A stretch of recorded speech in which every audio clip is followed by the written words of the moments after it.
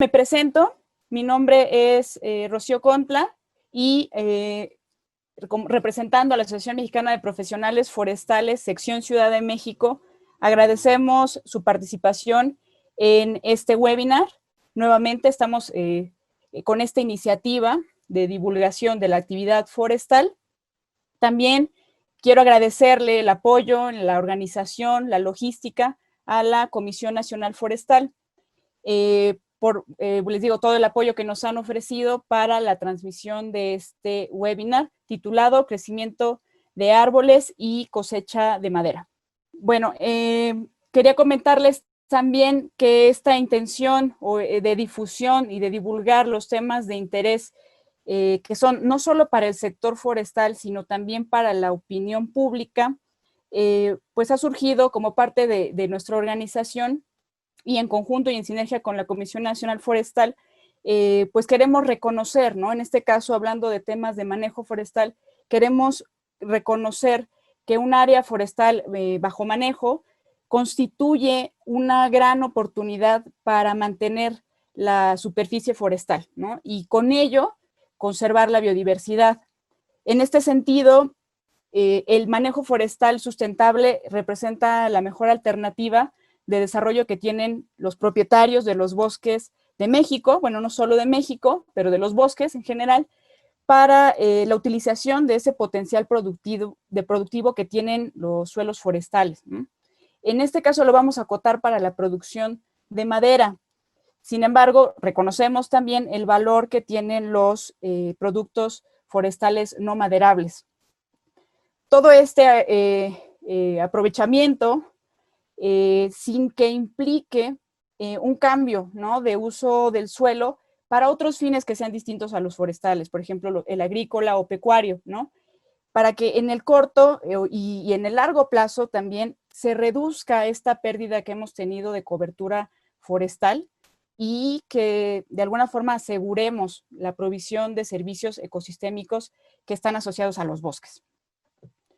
Quiero decirles, se encuentran con nosotros en este momento y nos van a estar acompañando el ingeniero Miguel Gallegos Mora, representante de la Gerencia Estatal de la Comisión Nacional Forestal en la Ciudad de México.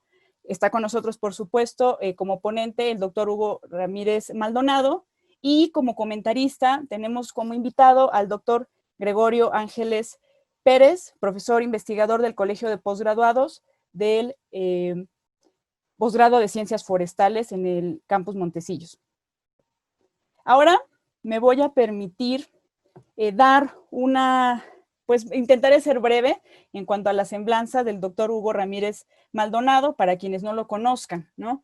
Para muchos es un referente en el sector forestal en México, pero para quienes nos siguen de otros lugares, que puedan saber cuál ha sido su trayectoria.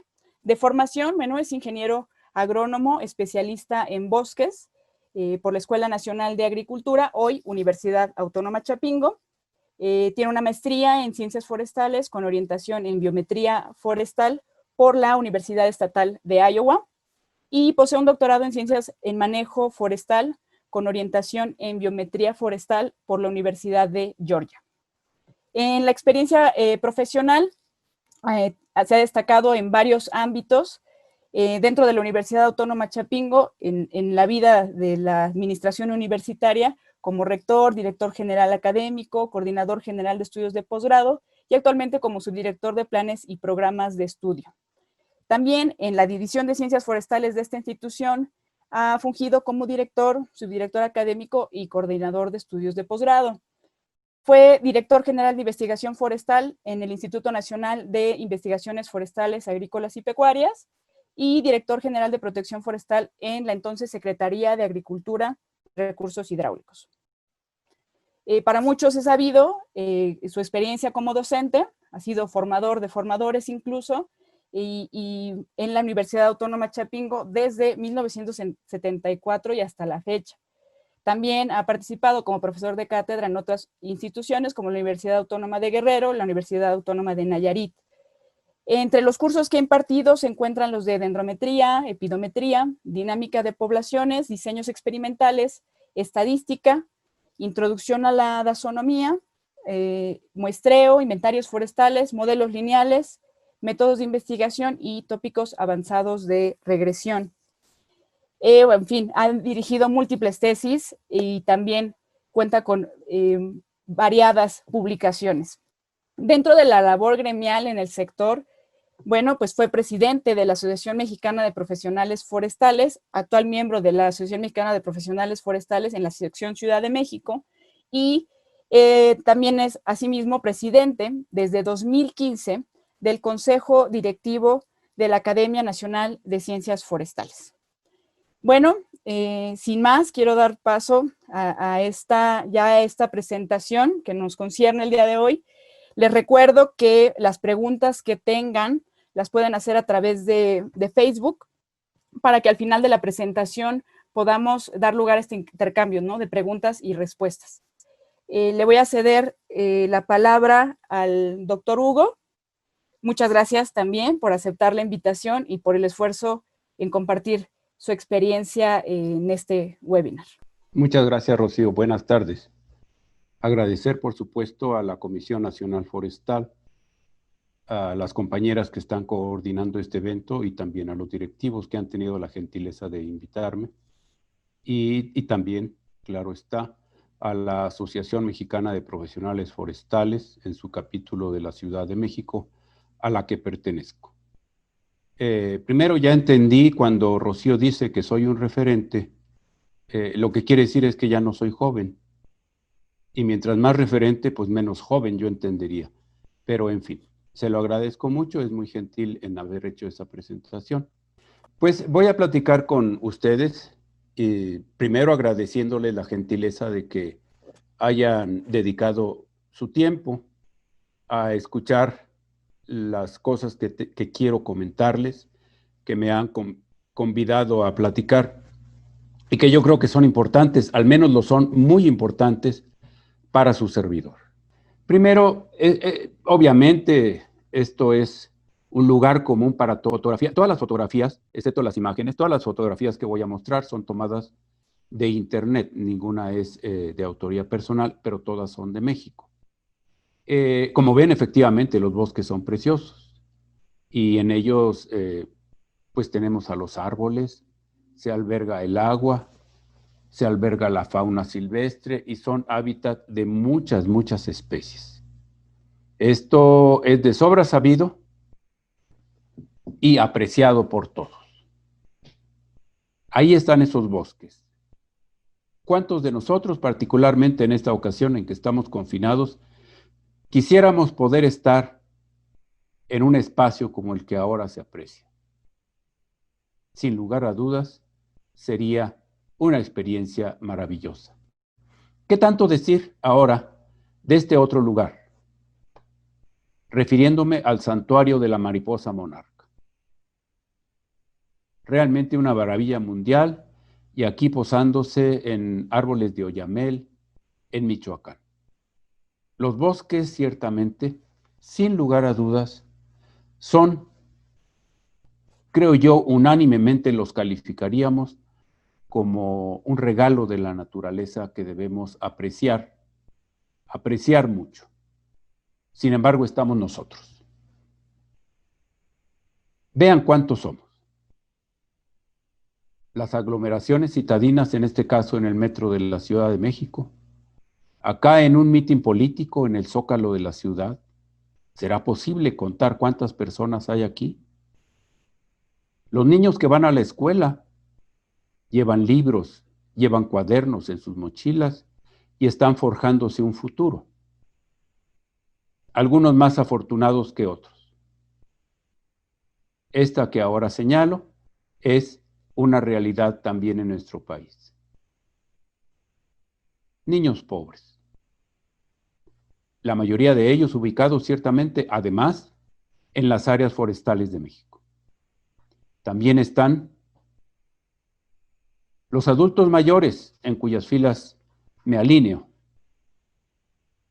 Y acá hay otros de ellos, sentados.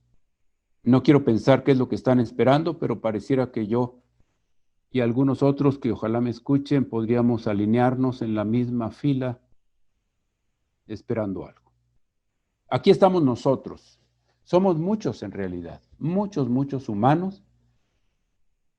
Y estamos también donde están las mariposas monarcas, donde están los oyameles, donde está el agua, donde están los bosques. Todas esas personas que en la lámina anterior mostraba, necesitamos madera.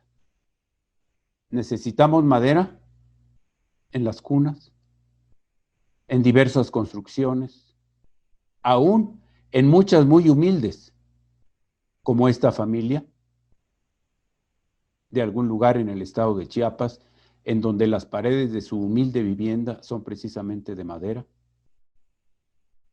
y que contrastan ofensivamente con la siguiente lámina en donde encontramos, dicho sea solo desde el punto de vista estético, pues un uso de la madera realmente precioso, muy elegante, muy costoso, que al compararlo con la lámina anterior, sin lugar a dudas, resulta ofensivo, pero lo que quiero destacar es que en ambos casos la madera está presente porque necesitamos a la madera.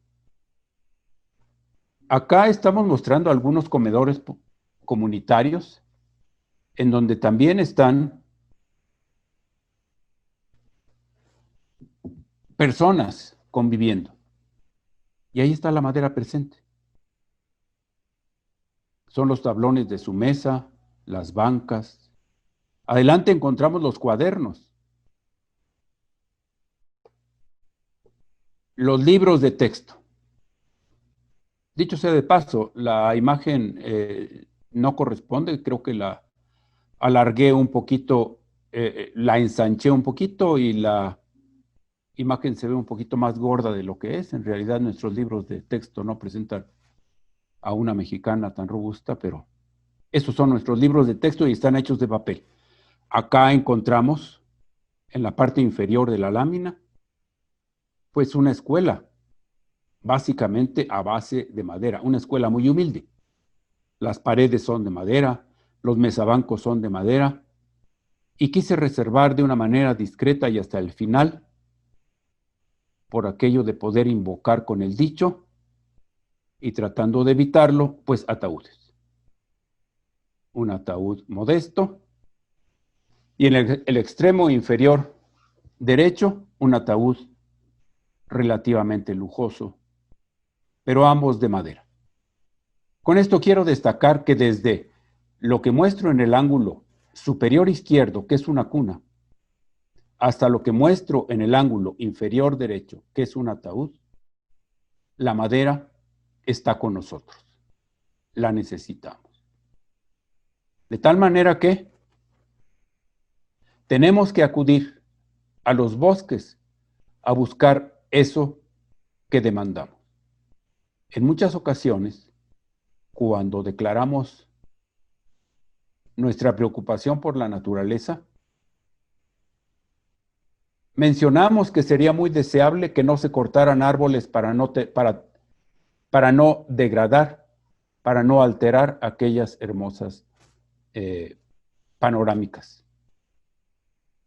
Pero sin embargo nos engañamos a nosotros mismos. ¿Por qué? Quizá el atril, el podio, la mesa, la silla, desde donde hacemos tales declaraciones, están hechas precisamente de madera. Es decir, nos contradecimos inconscientemente. Los bosques son un recurso natural renovable y de ellos se obtiene madera, por los argumentos que he estado tratando de exponer con ustedes. Y ahora voy a platicar de cómo crecen los árboles o por qué crece el volumen de madera en los árboles. La propuesta pareciera muy simple y fácil de aceptar. El cambio en el tamaño, pues es igual a la diferencia entre lo que entra y lo que sale. Si sale menos de lo que entra, pues está habiendo una acumulación. Y esto corresponde a muchas realidades, a muchos procesos. El mismo dinero, si gastamos más de lo que ganamos, pues perdemos nuestro capital. Igual todos los organismos vivientes, si comen más de lo que consumen, pues entonces, consumen o desechan, pues entonces su cambio en tamaño es hacia arriba, crecemos, nos ponemos gordos. Ese cambio en tamaño, recordando el proceso del anabolismo y del catabolismo, que son dos fases del mismo fenómeno.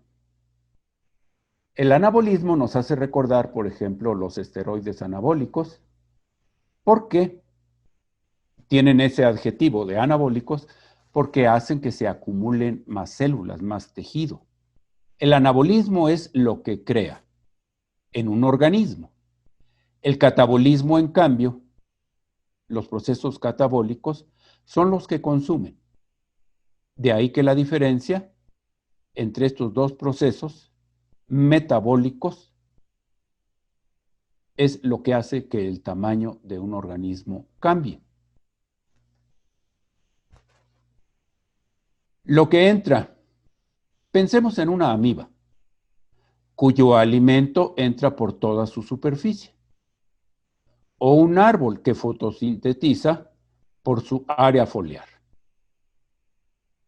Están subrayadas estas dos palabras porque hacen referencia precisamente a la dimensión que se encarga de producir, sea en la amiba sus alimentos o sea en los árboles su área foliar. Es decir, se anaboliza por la superficie. Ahora supongamos que una amiba tiene un tamaño B, sea lo que sea, un puñito, sean centímetros cúbicos o mililitros, o alguna manera de medir ese tamaño, ese volumen. Si la amiba tiene un tamaño B y la suponemos esférica, como una esfera de las de Navidad, entonces el volumen de esa amiba es esto. No importa qué dimensiones sean, ya digo, milímetros o cualquier otra dimensión. El radio de la esfera, está elevado al cubo. Claro, tiene que estar elevado al cubo, porque todas las dimensiones de volumen son cúbicas, como el metro cúbico. A estas otras no es necesario prestarles mucha atención, porque son simplemente números. El 4, el pi y el 3, esos no tienen mayor trascendencia. Pueden todos ellos juntarse en un solo valor, son una constante. El volumen depende del radio al cubo. Ahora, pensando en esa esfera, el área, o sea, la superficie que sería la membrana de la amiba por donde ella se alimentaría, pues es otra vez una constante. 4pi es este 4pi que está acá, y la r al cuadrado. O sea, el radio de la esfera al cuadrado. Esa es la superficie. Pero menciono la esfera porque se asemejaría un poco más a la amiba. Pero tomemos como ejemplo, para llevarlo más claramente, el cubo. Los primeros 4 renglones son los mismos de la página anterior. Pongamos atención solamente en estos de abajo. El volumen de cubo, ese sí nos lo sabemos prácticamente todos. Lado por lado por lado. ¿Un metro cúbico qué es? Pues es un cubo que tiene 1 metro en cada lado. 1 por 1 por 1 y nos da 1 metro cúbico. El área de ese cubo es igual a 6 veces la superficie de cada cara. Y cada cara es el lado del cubo al cuadrado. Lado por lado, eso lo recordamos desde siempre. ¿Cuál es la superficie de un rectángulo y el cuadrado es un rectángulo? ¿O es un caso particular del rectángulo? Pues el lado al cuadrado. Así que me voy a permitir continuar con este desarrollo y por favor no pongan mucha atención a lo de las ecuaciones. Más bien platiquemos acerca de los conceptos que las ecuaciones encierran, porque eso es lo que trato de comunicar con ustedes. Esta otra parte de abajo es simplemente una manipulación algebraica.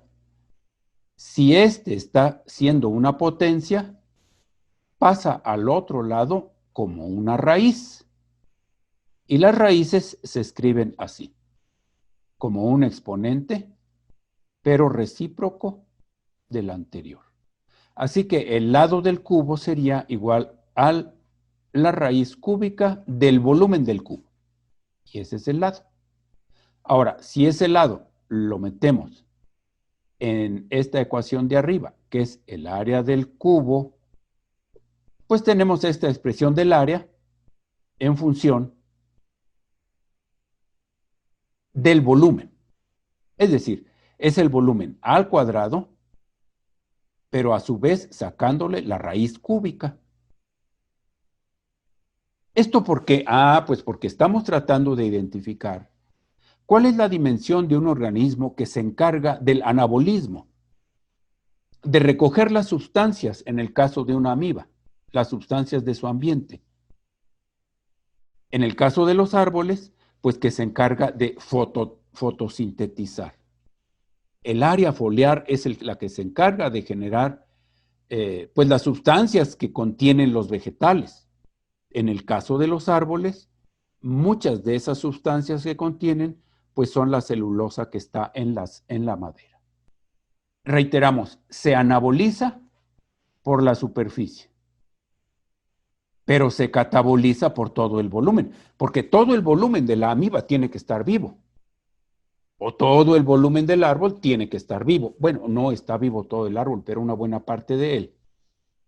La parte de madera, la parte apenas un poquito adentro del tronco del árbol, ya no está viva, pero le sirve de soporte. Pero consideremos todo ese volumen de todas maneras. De tal manera que el cambio en tamaño es la diferencia entre el anabolismo y el catabolismo, que después de lo que hemos platicado, pues nos llevaría a esta ecuación. Esto que está aquí es el volumen, perdónenme, es el área, esto que está aquí. La A es un numerillo, es una constante que hace que las cosas funcionen adecuadamente, pero eso no tiene importancia. La parte importante es que es el volumen. Y acá es el catabolismo. Es lo que tiene que gastar el organismo para mantenerse vivo. Y la diferencia es lo que provoca el cambio de tamaño. Esa propuesta, cuando la conocimos, pues me pareció muy provocativa, muy claro. ¿Cómo decirle que no? Pues así es. No puede ser de otra manera. Y si yo quiero adelgazar, algo que posiblemente debería intentar después de este confinamiento, pues necesito que mi catabolismo sea un poquito mayor que mi anabolismo. Y de esa manera esta diferencia es negativa y el cambio de tamaño es negativo. Esa fue una propuesta de un estudioso de los sistemas, que además era biólogo, Ludwig von Bertalanffy, un austriaco. En 1934 hizo la primera publicación de esta propuesta, pero la referencia más cotidiana data de 1969, o sea, no hace mucho tiempo. Y esta es su ecuación. Es el concepto sustantivo. Ya después viene una manipulación algebraica que no tiene caso que platiquemos. En cambio, sí tiene mucho caso que, ay caray, que veamos qué es lo que pasa. Esa propuesta de Bertalanffy ha sido aplicada a los peces. Es decir, la manera en cómo los peces van cambiando de tamaño con respecto a su edad es explicada en una proporción muy alta por el modelo de Bertalanffy. Los árboles, que los expongo en esta figura de la derecha, también adquieren ese tamaño. Y si hacemos un poquito de memoria, nosotros mismos también crecemos de esta manera. Es decir, la propuesta de von Bertalanffy es una generalización de todos los organismos vivos. Y no solo los organismos vivos de manera individual, sino también como una colectividad. Digamos, en el caso de los peces, si pensamos en un cardumen, desde el momento en que nace el cardumen con un gran número de ejemplares, y muchos van muriendo en el camino, pero el volumen del cardumen en su integridad sigue creciendo, sigue creciendo, sigue creciendo hasta que se estabiliza. Así crecimos nosotros también, recordarán.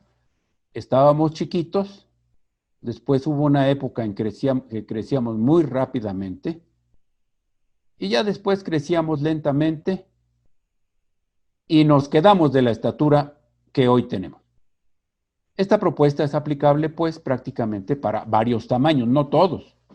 No todos. Por ejemplo, nuestra cintura a veces continúa creciendo y a veces de una manera desmedida, lo que tratamos de evitar.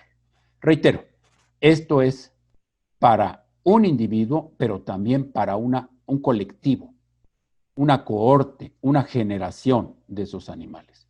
La ecuación de Bertalanffy finalmente se convierte en esta otra, porque aquella se toma como una ecuación diferencial, y al resolverla nos dice que el tamaño tiene esta expresión. La A, el 1, la E, son números. Estoy haciéndolo en función de la edad. Ah, una palabra de advertencia. Por supuesto, la edad no es el factor que hace que los organismos vivos crezcan. Pero lo que sí es, porque, bueno, si eso fuera cierto, su servidor ya hoy tendría una estatura de varios metros. Y mis hermanos mayores pues estarían todavía más altos que yo. Pero no es así. La edad no es el factor que hace que los organismos crezcan. Pero sí el tamaño de los organismos se manifiesta en función de la edad hasta cierto límite. Hasta cierto límite de edad se mantiene esa propuesta. Y esto ha sido comprobado con infinidad de organismos. Peces, lechugas, árboles, nosotros mismos. Bien, los árboles crecen. Ahora vamos a pensar en que vamos a cultivar los árboles. ¿Por qué los vamos a cultivar? El ejemplo que voy a platicar es una de las vertientes del cultivo forestal. Hay otras. Pero en esta ocasión me pareció prudente para platicar con la gentil audiencia que ahora tenemos de esto. Cultivar los árboles cuesta dinero. A veces pensamos que simplemente se trata de ir a cortar árboles, traer la madera y luego ir a venderla. E inclusive por eso nos parece una actividad abusiva para la naturaleza, extremadamente gananciosa para quienes la practican. No es necesariamente así. Los bosques, todos los bosques, Rocío hizo una mención. Un bosque manejado tiene la intención de ser un ecosistema sustentable y parte de ese bosque manejado se dedica a la producción de la madera. Porque necesitamos la madera por los argumentos que ya expuse en un principio. Por ejemplo, en esta aplicación a la que me voy a referir ahora, tendríamos que considerar la preparación del terreno, el trazo mismo, la plantación en sí misma, llevar los árboles a su lugar, replantar sustituyendo a aquellos que hayan muerto, la fertilización, el control de malezas, la poda, los aclareos, es decir, actividades de cultivo, el control de plagas y enfermedades, el mantenimiento de los cercos, porque de otra manera algunos animales que pastorean en las inmediaciones pueden provocar daños, la prevención de incendios. Por cierto, la prevención de incendios, me detengo un poco para hacer memoria de que en nuestro país existen un buen número de especialistas en fuego. El fuego es un factor del ecosistema y el incendio es la presencia del fuego catastrófica, pero en otras formas, el fuego es un factor que vive o a partir del cual viven los bosques. Por eso es una materia de estudio y en México hay un buen número y entre ellos destaca un profesor también de la División de Ciencias Forestales, nuestro compañero Dante Arturo Rodríguez Trejo. Bueno, la gestión y la asesoría, la administración y los impuestos. Esta parte de los impuestos en México no está muy clara todavía por la forma de propiedad, puesto que la propiedad ejidal y la propiedad comunitaria no paga impuestos.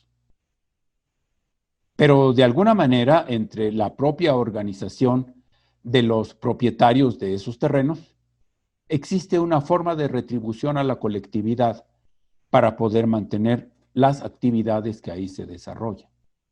Y los gastos se desarrollan a lo largo del ciclo de cultivo, es decir, a lo largo de muchos años. Me refiero a los gastos a lo largo del ciclo de vida del cultivo. Voy a mencionar el año cero. Déjenme leer esta parte. Dice, el dinero gana intereses. Claro, se sabe que quienes tienen la fortuna de poder disponer de dinero para dedicarlo a una inversión, pues les van a pagar intereses por esa inversión. Y de un año a otro, el dinero se va multiplicando a una tasa, la tasa de interés. Pero visto en el otro sentido, el dinero de mañana hoy vale menos y también depende de la tasa de interés. Esas operaciones o esas relaciones también están controladas por ecuaciones. Esta es una ecuación cotidiana que es la ecuación del interés compuesto. Esta es casi la misma, solo que se le ha hecho, es decir, esta que está aquí arriba es para si yo pongo dinero en el año cero, va aumentando cada año que se mantiene la inversión a través de esta ecuación. Si yo la tengo acá, un dinero que voy a recibir dentro de, en este caso, varios años, 7, 8, 9, pues con esta ecuación se va a ir descontando. Por esto que dice acá, el dinero de mañana hoy vale menos. Y para poder hacer las comparaciones, en el cultivo forestal, puesto que el cultivo forestal es de varios años, a veces muchos años, y a veces no tantos. En los cultivos forestales, en los trópicos, pues podemos hablar de 5, 6, 7 años.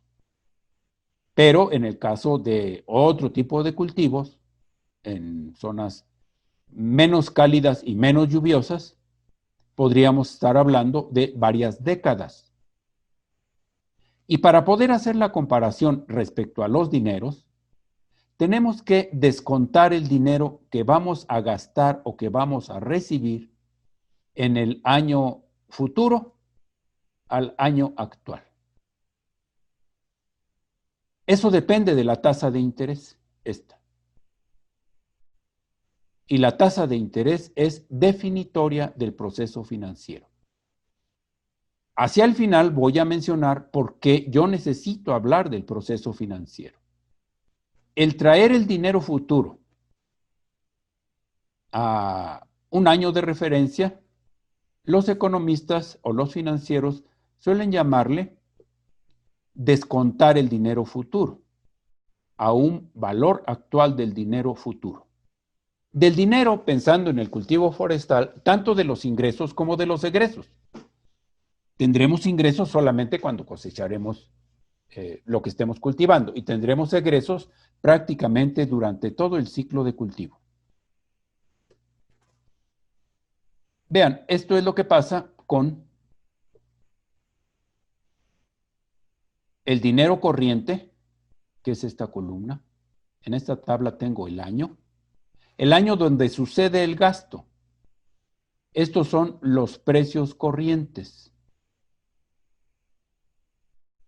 Y estos son los precios constantes. Constantes al año 0. No al año 1, sino al año 0.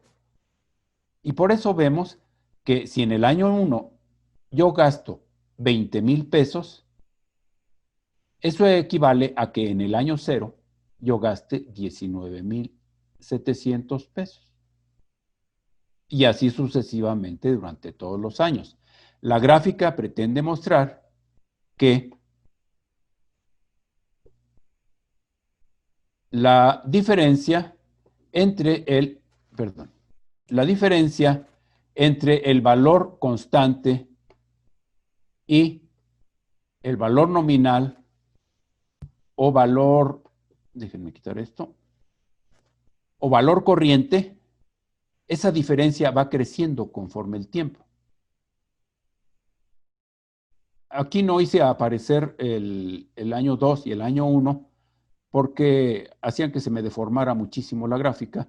Empecé desde el año 3.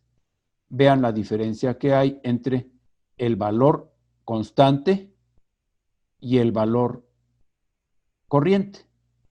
Y a medida que el tiempo pasa, esa diferencia entre el valor corriente y el valor constante se hace más grande.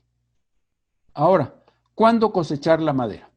Hace un rato ya platicábamos del modelo de Bertalanffy y como el modelo de Bertalanffy hay varios más. Hay decenas de modelos que tienen esa característica, es decir, que reflejan en una gráfica o en una ecuación el comportamiento del tamaño de los organismos en el transcurso del tiempo. Allá me estuve refiriendo a la madera que podría ir acumulando el bosque. Pero al final de cuentas, la madera puede tener una manifestación en dinero, un precio. Basta multiplicar el volumen de madera por el precio de la unidad de medición de la, digamos, por metro cúbico de madera. La madera, al final de cuentas, pues se puede manifestar también como dinero. Además, es una práctica económica de sobra conocida. Todos los bienes, para poder ser comparados, finalmente, pues se convierten en dinero. Aquí tengo un ejemplo. Esto no es necesariamente una representación de una realidad, pero es un modelo. Los datos son originales y es cierto, pero aquí los he acomodado para esta expresión. Estos son los costos en que incurrimos en ese cultivo por hectárea. Ya descontados, es decir, ya son los costos a precios constantes. Y aquí tengo la proyección a 20 años. Esto, a su vez, es el volumen de madera. También ya convertido en dinero y a precios constantes. Y esa tabla tiene esta representación gráfica. Estos son los costos, como ven, son más irregulares porque son realmente, no corresponden a un modelo, sino que corresponden a lo que realmente se ha estimado como los gastos. Esto. Este, en cambio, sí corresponde a un modelo como el de von Bertalanffy. Pero aquí ya estaría representado el volumen de madera que se estaría acumulando como dinero. Vean, en un principio yo hago muchas inversiones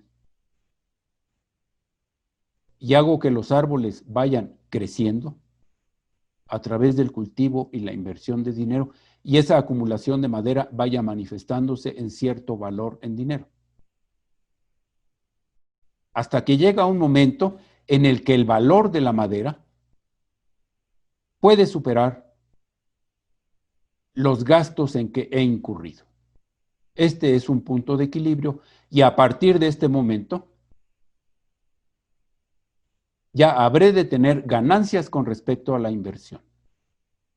Esta gráfica corresponde a una realidad, porque recuerden que todos nuestros dineros en este análisis lo hemos convertido a precios constantes.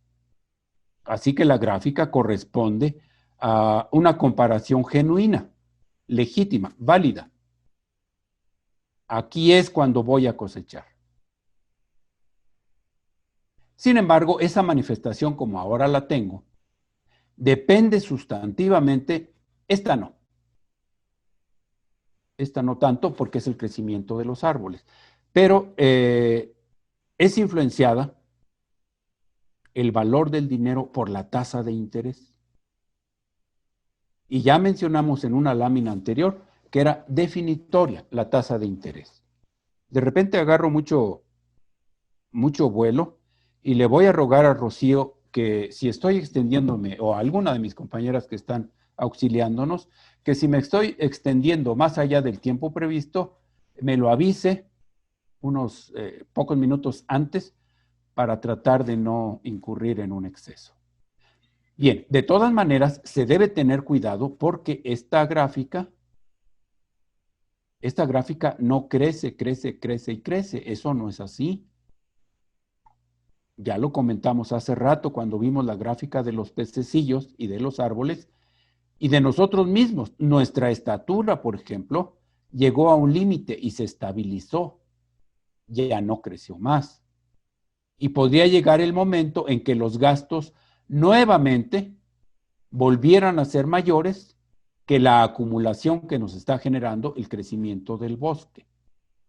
En esta ocasión no puedo ilustrarlo porque la simulación o la modelación que estoy mostrando me hace llegar solo hasta el año 20 y tenía que haber llegado hasta una edad superior para identificar la conducta que ahora les menciono.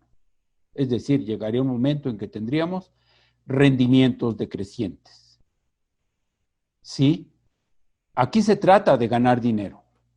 Por lo siguiente, si vamos a hablar de sostenibilidad, y recordando la conclusión de la Comisión Brundtland, que dice que se entiende la sostenibilidad o sustentabilidad como asegurar que se satisfagan las necesidades del presente sin comprometer la capacidad de que las generaciones futuras también puedan satisfacer sus propias necesidades.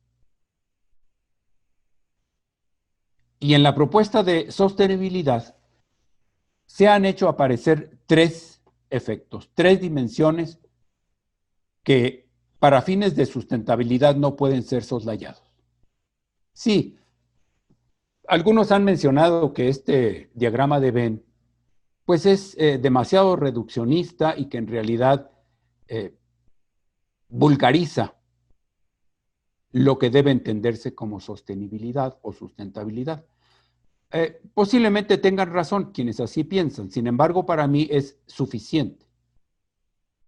Es suficiente entender que para que yo logre la sostenibilidad, necesito satisfacer requerimientos económicos. Y a eso he orientado las láminas anteriores. A ver que la plantación tiene que ser rentable económicamente. De otra manera, no va a ser sostenible.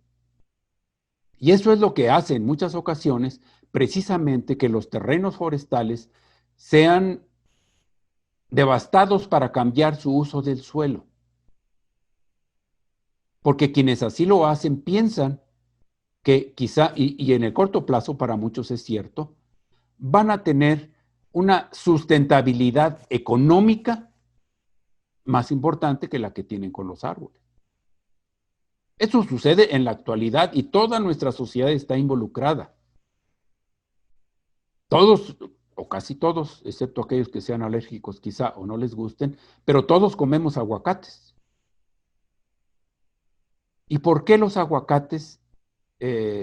Bueno, ahora hasta los de Estados Unidos se dice que en algunas celebraciones como las de fútbol americano, la botana que más se consume es el aguacate, precisamente.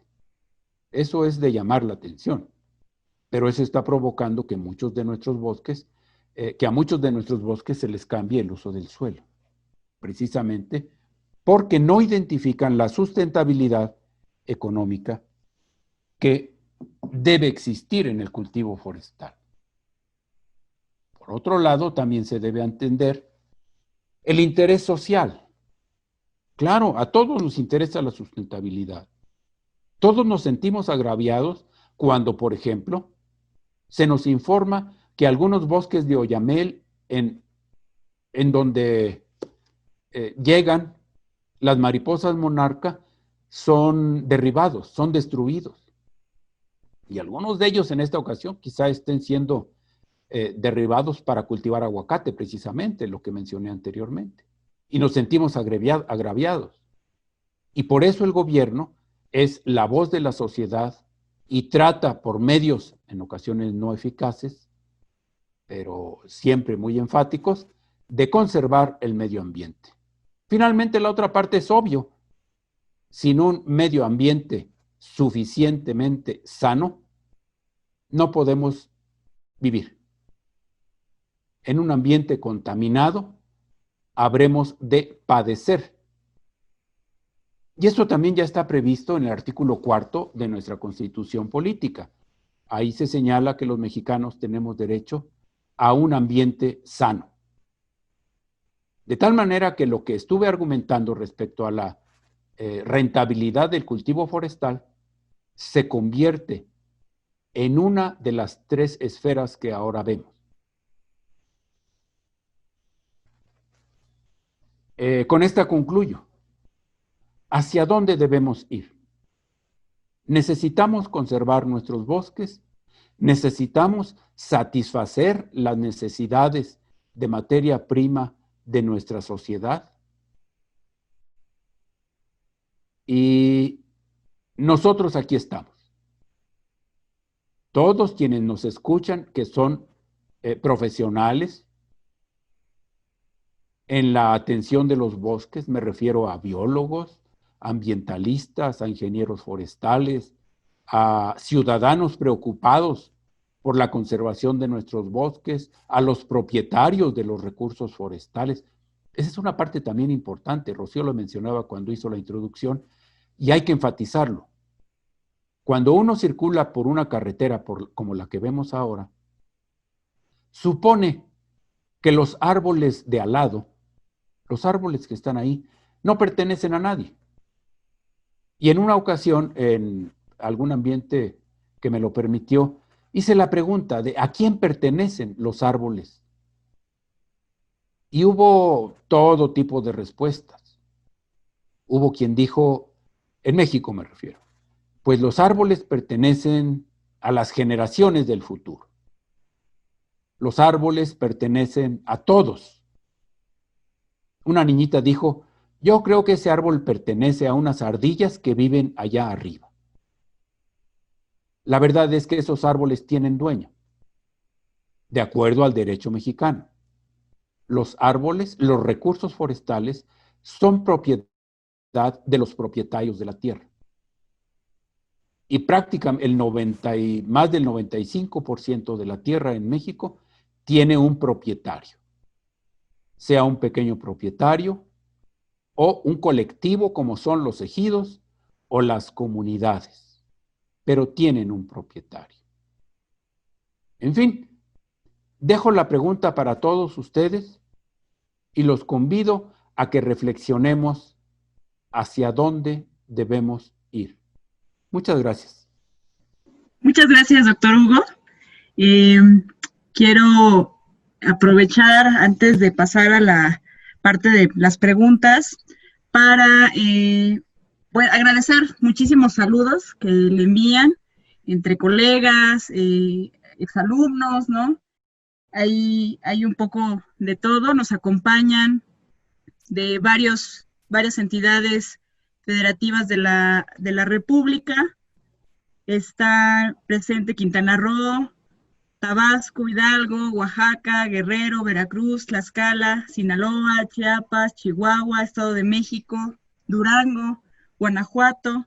También nos acompañan del Instituto Nacional Forestal de Nicaragua, de Ecuador, la Universidad Autónoma Agraria Antonio Narro, la Procuraduría Ambiental y del Ordenamiento Territorial de la Ciudad de México, la Facultad Maya de Estudios Agropecuarios, el INIFAP en Iguala, Guerrero, y bueno, también saludos de varios miembros de la Academia Nacional de Ciencias Forestales, del CENIT-COMET también, Colegio de Postgraduados, tampoco podía faltar.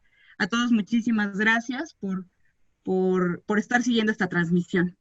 Hay algunos comentarios que reafirman la pertinencia de este tema, ¿no?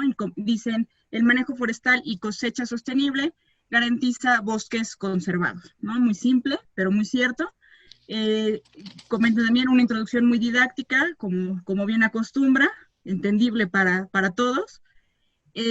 Alguien dice también, en los gastos de inversión habría que agregar el concepto de asesoría técnica. Creo que es bastante pertinente también su observación. Ahora sí viene una pregunta.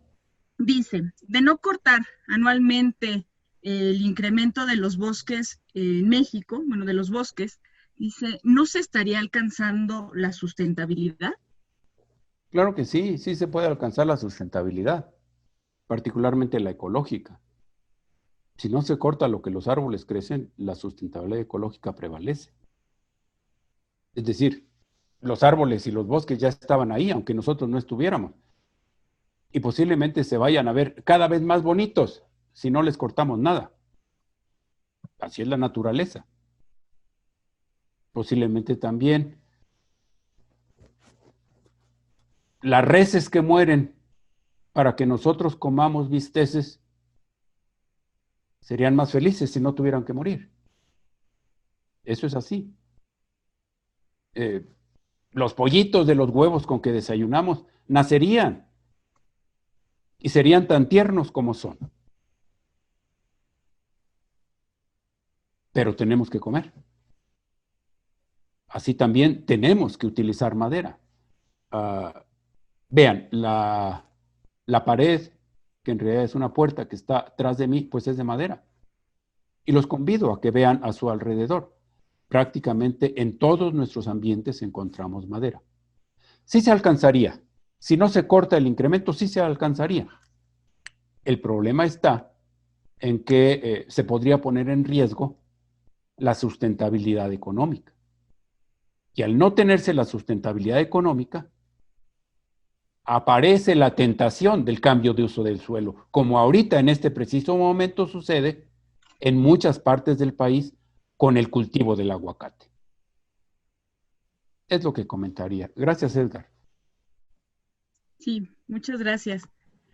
Otra más, ¿qué aspectos, ¿no?, de la legislación deberían cambiar de tal forma que esto reduzca la tala ilegal o el aprovechamiento ilegal de los bosques? Ese es un asunto bastante complejo. Bastante complejo. Yo recuerdo hace unos 7 años o 6, se le preguntó a un procurador del ambiente cómo iba a evitar la destrucción de los bosques, cuando se aseveró que el 70% de la madera que se consume en nuestro país, eso dijo el propio procurador entonces, el 70% de la madera tiene origen clandestino. Y él dijo, vamos a luchar, y se creó una gendarmería ambiental, no sé si prevalezca, pero hubo una gendarmería ambiental, y contamos con el ejército, y vamos por los talamontes. Lo cierto es que no fueron por nadie.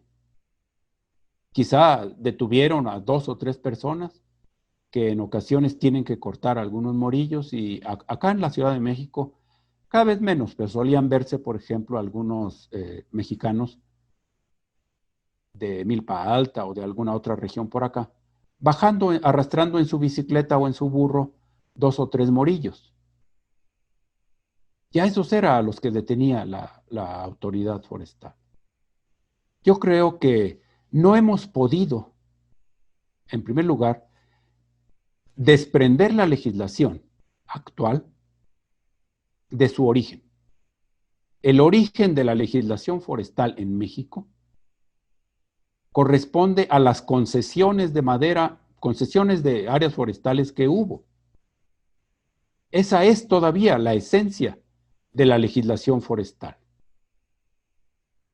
Una de las recientes de mayor influencia es precisamente la Ley Forestal de 1960, sucesora de la de 48, de cuando, por ejemplo, pues estaban vastas áreas concesionadas a las papeleras, como San Rafael, como Loreto y Peña Pobre, como otras sociedades como Atenquique, en fin, así estaba el país organizado, y de allá proviene esa legislación.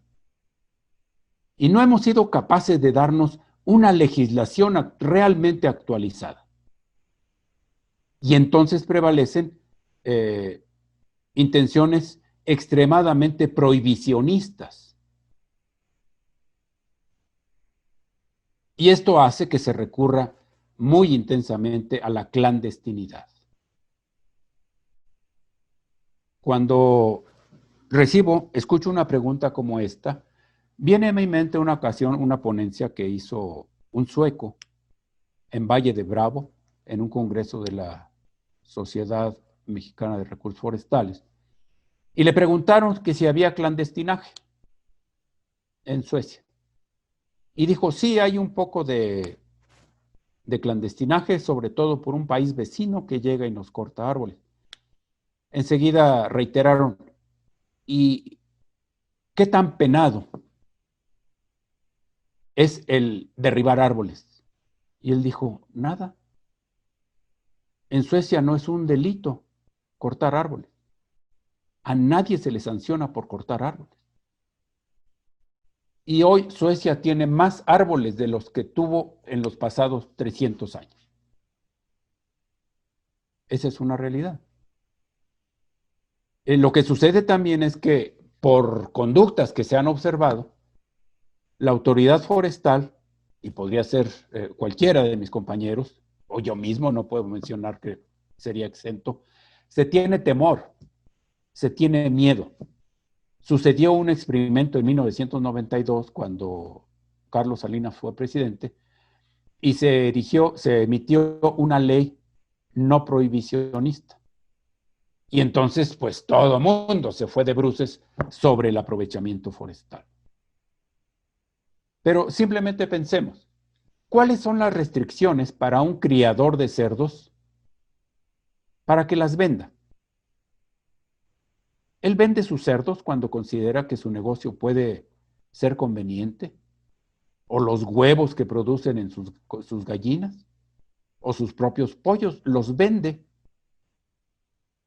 Y todos consumimos pollo, consumimos cerdo, reses, y que yo sepa, ni los cerdos, ni las gallinas, ni las reses están en peligro de extinción.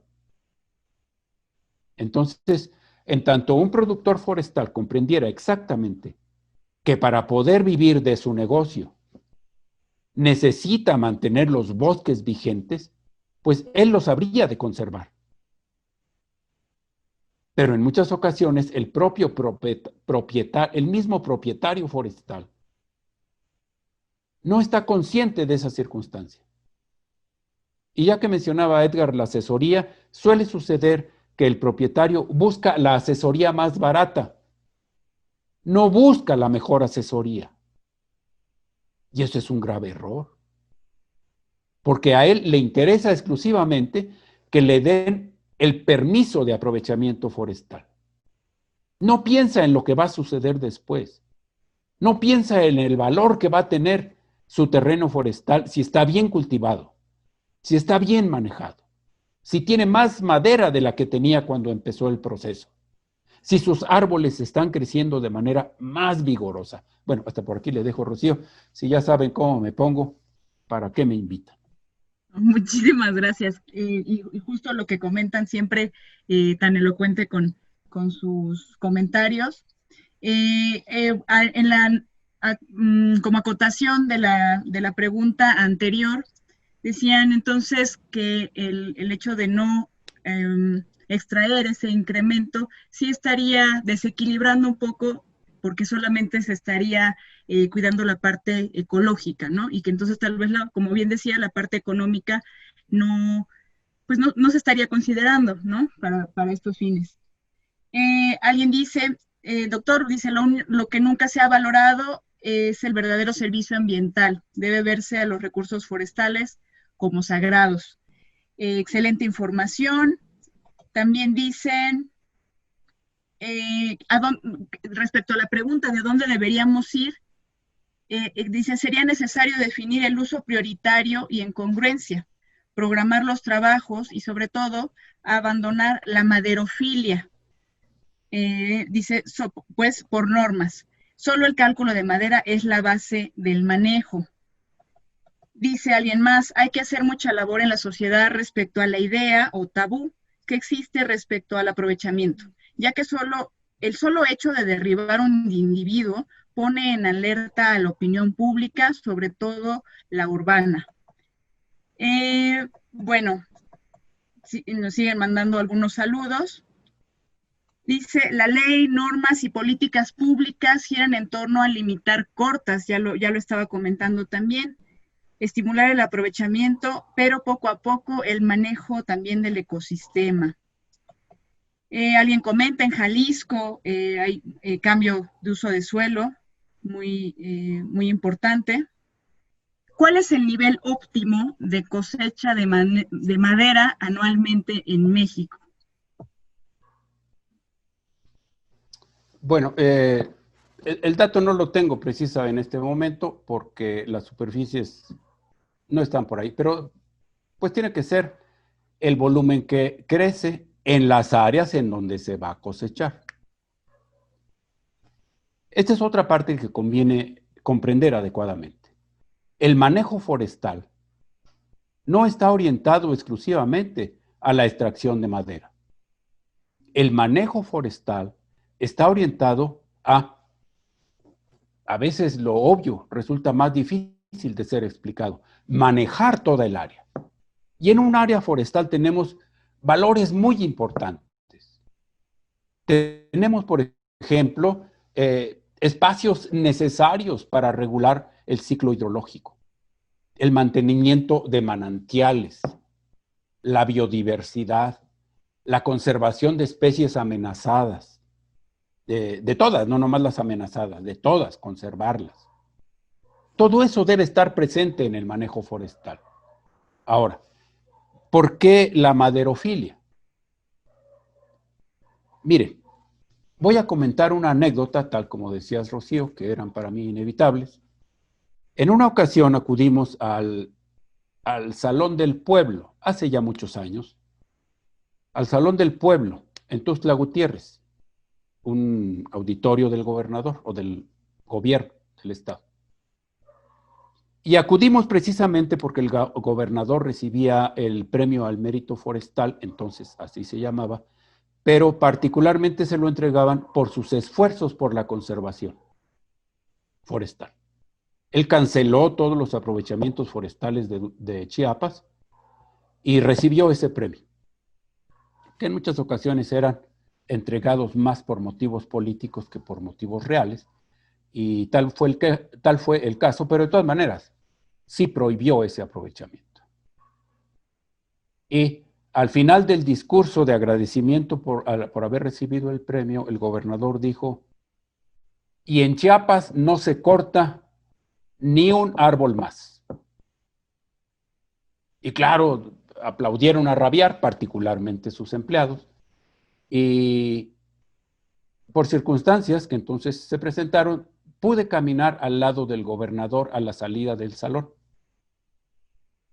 Y el salón estaba recién cubierto en sus paredes con lambrín de madera.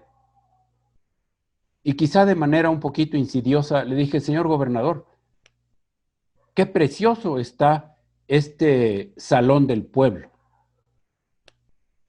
Vea qué hermosa luce la madera en sus paredes. Y me dijo él, sí, porque el pueblo se lo merece. Pues entonces, ¿en qué quedamos? Se acababa de decir que no quiere cortar ningún árbol más. Entonces, efectivamente, yo creo que sí necesitamos. Qué bueno que no necesitáramos madera, nadie. Qué bueno. Y quién sabe qué vaya a pasar ahora, porque ya ven que todo está siendo digital, incluso muchos de los libros de texto me imagino que van a quedar casi nuevos, porque también están disponibles en línea. Pero algún costo ambiental habrá de venir después del ejercicio tan intenso que estamos haciendo de estos medios. Es que necesitamos observar la realidad como es. Es decir, la madera la necesitamos. Alguien podría decir, bueno, vamos a sustituirla con plástico. ¿Será esa una buena idea? Hay usos de la madera que son insustituibles. Y como en alguna de las fotografías que incluí en la presentación, Pues hay personas que son tan pobres que lo que tienen a la mano es madera y que cocinan con madera y que cuando queman la madera pues tienen que cortar árboles o recolectar sus detritos para poder utilizar la madera. No puede ser absolutista la propuesta, no lo puede ser, tiene que ser realista. Y yo creo que toda propuesta absolutista muy pronto llega al absurdo. Y por alguna mención que se hizo, sí, para mí los bosques son sagrados, deben ser sagrados, lo cual no implica que evitemos que de ellos la sociedad obtenga satisfactores. Gracias. Excelente, muchas gracias, doctor. Hay otra pregunta del doctor Eladio Cornejo. Dice, ¿cuál es su opinión con respecto a considerar en el modelo de crecimiento del bosque a la regeneración del bosque como parte fundamental de la sostenibilidad del mismo? Bueno, pues es evidente. La regeneración es totalmente necesaria. Pues sí, resulta para mí inevitable reiterar algunas expresiones que ya he usado con anterioridad. Podría uno preguntarse por qué alguien se queda calvo. Y toda la gente dice, pues se quedó calvo porque se le cayó el cabello. E inclusive los promotores de productos que pretenden evitar la calvicie, tal vez vaya a buscar uno de esos después, dicen, evite la caída del cabello. Lo que evita la caída del cabello es el suelo, nada más. Hasta ahí llega. Pero nadie se queda calvo porque se le caiga el cabello. Nadie. A todos se nos cae el cabello. Los cabellos tienen una vida efímera y se caen. En algunas ocasiones muy prolongada, pero al final efímera. ¿Por qué se quedan calvos entonces? No es porque se les caiga el cabello, es porque no les nace. Y es exactamente igual el bosque. No habrá de deteriorarse el bosque si garantizamos la regeneración, si la cuidamos, si la cultivamos. Si hacemos que aquellos árboles que ya extrajimos para obtener satisfactores que la sociedad necesita, hacemos que sean sustituidos por nuevos arbolitos.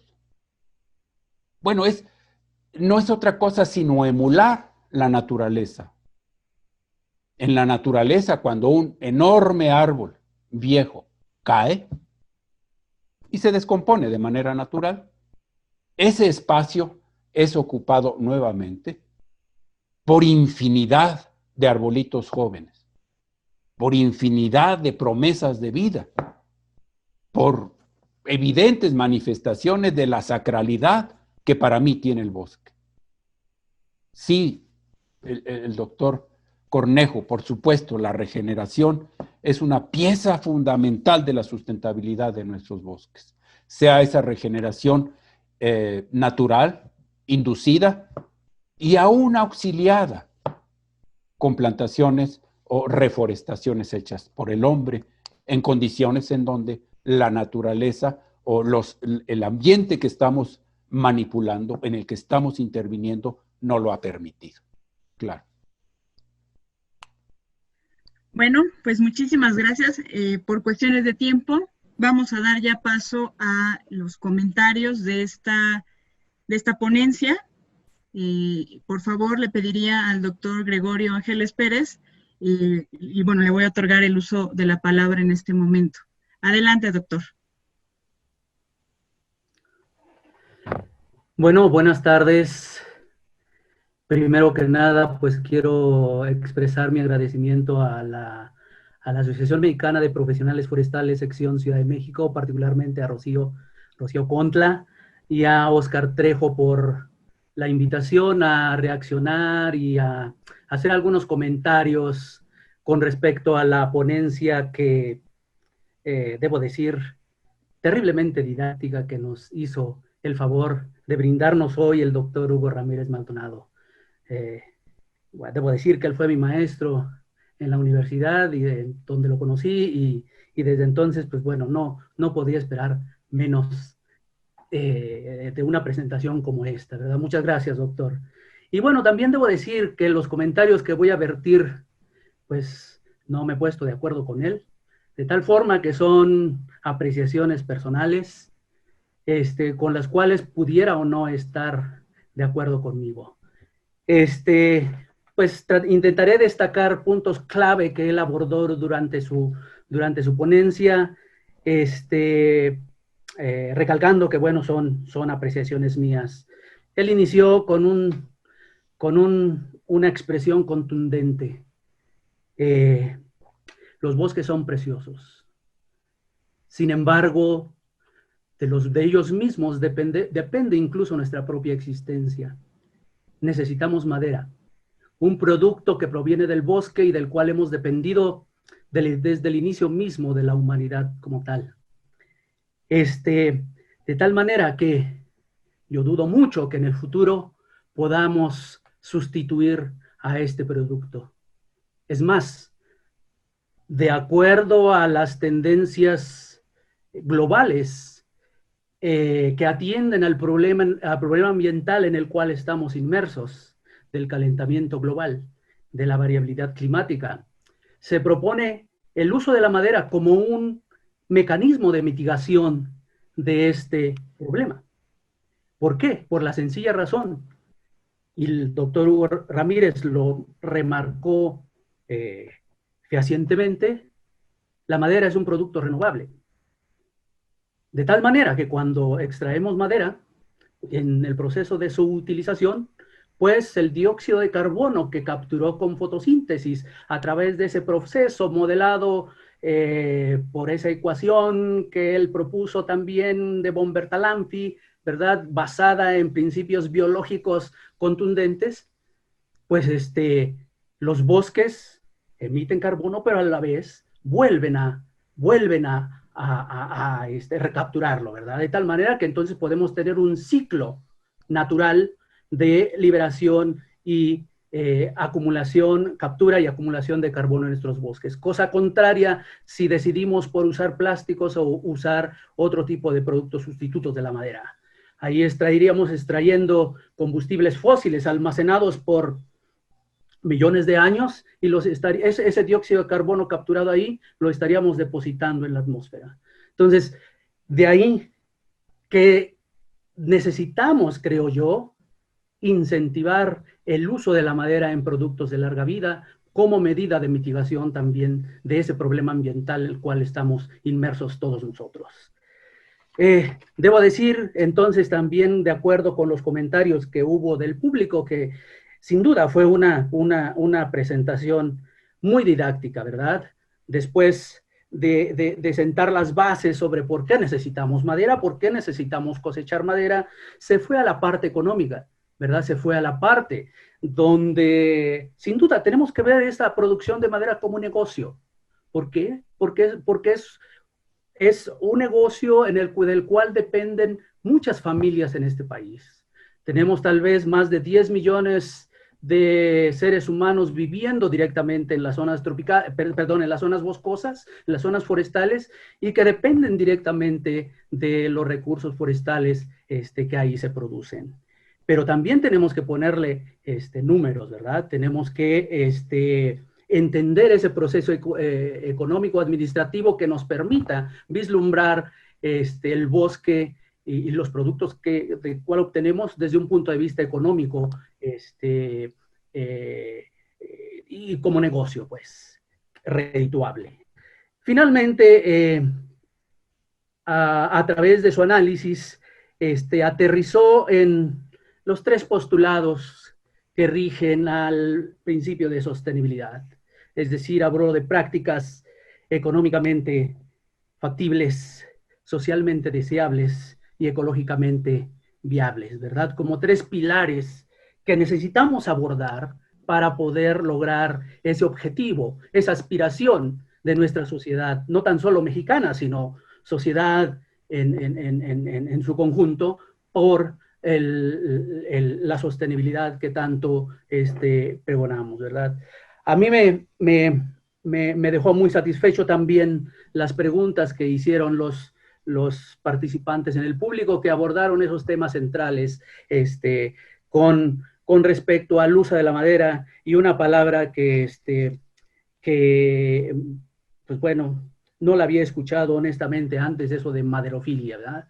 Yo creo que quisiera remarcar que tenemos la necesidad de voltear a incentivar el uso de la madera, y nuestras instituciones oficiales tienen un gran papel, una gran responsabilidad tratando de incentivar esto y impulsando el manejo forestal sostenible y, por supuesto, el uso de la madera, así como de otros muchos productos que el doctor Ramírez también hizo mención. Y esos serían mis comentarios un poco breves, pero ojalá y haya abordado la parte más importante. Muchas gracias. Gracias. Bueno, yo creo que aborda, como bien lo dice, la parte más importante y que es el mensaje que nos tenemos que llevar como profesionales y es lo que debemos transmitir. Muchas veces, y lo digo en experiencia propia, conviviendo con gente, ¿no? Que a lo mejor no tiene tanto conocimiento en el tema, ven muy alarmante el hecho de que se coseche madera, ¿no? Que se extraiga madera. Y debemos ser lo suficientemente claros, ¿no? Así como lo explica el doctor Hugo, de qué es lo que sucede, de cómo sí se puede realizar y de qué forma puede ser sostenible, y que además tenemos que verificar que sea una extracción legal, ¿no? Básicamente eso. Me parece si ya está por aquí también el ingeniero Miguel Gallegos Mora, ¿sí? Para que nos pueda dar una manera de clausura de este webinar. Le cedería la palabra en este momento. Adelante, ingeniero. Muy buenas tardes a todos. Rocío, doctor Hugo, Gregorio, los compañeros de CONAFOR que nos acompañan, los colegas forestales de este país que nos escuchan, los propios colegas de CONAFOR. Agradezco mucho, Rocío, a la asociación que en esta estrategia de llevar el conocimiento a la sociedad que nos demanda este servicio, sea posible a través de este sistema de comunicación. Y efectivamente, la sociedad que rodea los bosques de las ciudades necesita comprender que mientras ella misma esté demandando madera, agua, carne, tierra, plantas medicinales, hongos, etcétera, y un largo etcétera, mientras la sociedad comprenda que ella misma está demandando eso, necesitamos reforzar métodos para tener accesibles esos recursos de manera planificada. El mayor ejemplo lo tenemos en los bosques que rodean las ciudades. Estos bosques generalmente tienen una presión contraria a través de la sociedad que nos dice no lo toquen, no dejen que se quemen, no lo talen, no lo trabajen, déjenlo que siga su evolución. Pero cuando nosotros a través de estos mecanismos ahora interesantes de comunicación vía remota, le hacemos ver que hay métodos, hay posibilidad de manejar estos bosques. Entonces, en ese sentido, yo creo que felicito a la asociación, a la Academia de Ciencias Forestales, al Colegio de Posgraduados, para que continuemos con esta trayectoria de llevar información a la sociedad. Hagámoslo porque de lo contrario podemos tener escenarios desordenados de extracción de recursos como hasta ahora, que nos llevan a un futuro incierto, un futuro donde la composición, estructura y densidad de los bosques está siendo dirigida sin una planificación más que el interés propio inmediato de quienes son los posesionarios. Y ese interés necesita asistencia técnica, necesita atención.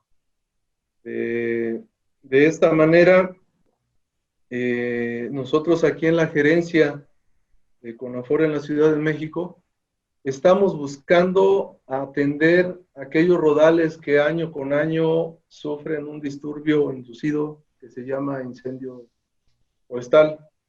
Entonces, vamos a trabajar sobre estos sitios precisamente para caracterizarlos y promover la posibilidad de una abundante regeneración natural inducida o plantación con especies producidas con la misma semilla de los árboles que sobrevivieron ahí. Es decir, estaríamos buscando implementar una silvicultura de conservación, una silvicultura que nos permita transmitir a la sociedad que vamos a restaurar las áreas, pero también vamos a intervenir aquellas áreas donde una alta densidad estanque la sumatoria de los beneficios, de los bienes y servicios que se generan ahí. Porque un rodal con altísimas densidades en todos sus estratos vegetales generalmente estanca la producción de biomasa y sería muy lamentable que llegara un disturbio inducido o natural y nos hiciera tener que trabajar forzosamente en la restauración.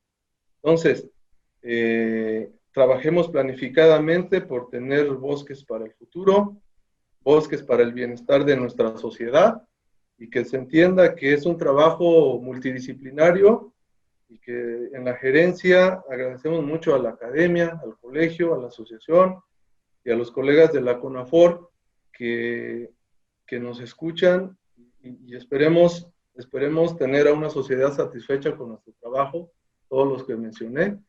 Bienvenida a las sugerencias para mejorar y no se pierdan los próximos presentaciones que estarán. No creo que rebasen a la del doctor Hugo, a la de Gregorio, pero cada uno en su tema y vienen cosas mucho mejores. Muchas gracias. Muchas gracias, ingeniero Gallegos. Doctor Hugo, no sé si quiere hacer algún comentario final, ya nada más para cerrar, mientras voy a compartir una pequeña presentación con los datos de contacto para quienes quieran, precisamente establecer alguna comunicación.